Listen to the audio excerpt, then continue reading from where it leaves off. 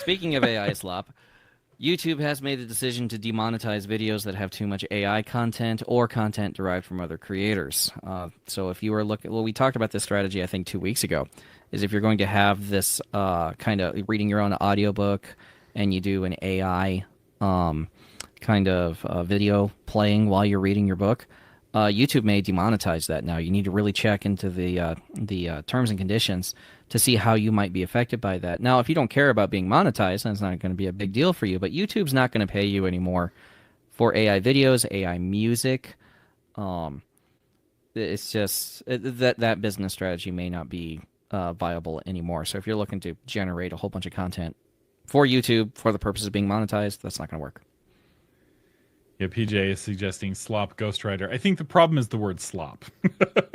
I think we need a better word for slop. No, I like it. Slop. It may be exactly the word we need, though, because somebody knows what they have as slop. Or maybe slop fixer instead of editor. I don't know. I will take your slop and turn it into a freaking diamond. So the YouTube thing, there's been an explosion of AI music on YouTube. And I think this is an important parallel for authors because the same thing is happening with AI written stories. So a lot of music is AI written. And there's YouTube channels that will create 2 hours of new music every day. Brand new music that no one's ever heard before. And some of these channels have gone on to become incredibly successful. The top one has 31 million subscribers on YouTube. So more people want to listen to that AI generated music than want to watch this show. Speaking of which, please like and subscribe. Help us catch up to the Help AI us catch music. up to the slop. Yeah. What is the name of that channel, the AI channel that's got all of the it's a synthwave band. Masters of Prophecy, I think is the name of it. And Cleanup Ghostwriter. I like that. That's a really good term. So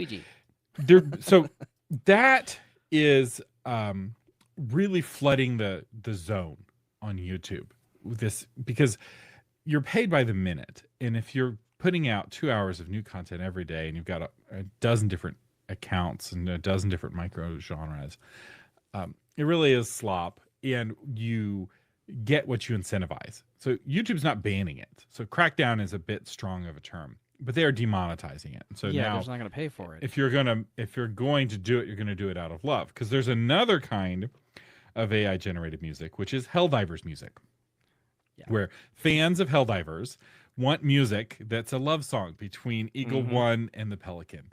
Or there's a whole album of music that's Helldivers music, but not for Helldivers. It's Helldivers music for the bots. So it's the Iron Legion, and it's talking about how evil Super Earth is and how they must crush managed democracy, right? So this is music that would have never been made by Nashville, right? It's not commercially viable. But for people in the Helldivers community, which is a video game if y'all don't know, it's really we've fun. talked about it before. And it's memes. You put the memes into the music, and it's a way of bonding with fellow fans. And this Helldivers channel and the Helldivers music, I don't think will be affected too much by this YouTube crackdown, because if somebody's making a love song between Eagle One and the Pelican, which are the two airplanes that like protect you while you play this game, they're doing that out of it is in a sense a work of art, because it is motivated by love. They're not just creating 2 hours of Helldivers music every day like these other channels. It's fan fiction, it's fan art, it's because you love it so much you want to contribute to it and have other people enjoy it, and it gets talked about in the community and shared around, and that's why they're doing it. They're not doing it as a YouTube monetization strategy. So this is not going to be impacted by that kind of thing. If you have people who are making fan art or fan music using AI of your books or whatever, I mean, this isn't going to impact that very much. And there's a lot of people who are like, well, this music, it doesn't have anything to say. It's not real music. But there's a lot of people who are just put it on in the background while you're working. There's a lot of people who want to listen to this kind of music in the background. In fact, I came across, it was like medieval, like Celtic music in ancient Celtic languages. And as I'm listening to this, I'm like, this is really pretty. And after like 30 minutes, I'm like, this is really pretty. And I think AI wrote this. Those aren't real words. 2 hours every day of this Celtic music. it sounds Celtic. It's got that Celtic sound. It's good in the background.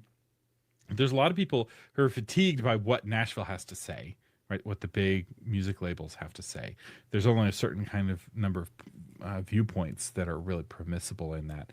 And so this is going to open up more viewpoints. And so in some ways, it's going to, I think, be good for music, because a lot of what Nashville does is super duper derivative. We're like, this AI slop is derivative. It was like, have you listened to the radio?